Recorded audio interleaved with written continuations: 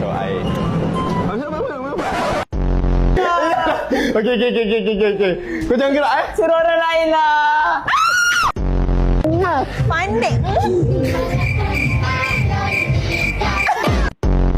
Play. Ada siapa perempuan dekat office yang kau nak bagi kita tarik? Kucing mati. Tidurlah. Biarlah daripada ringan dulu. Kelar Larat ya bro. Siapa panggil kau yang? Panggil aku my love.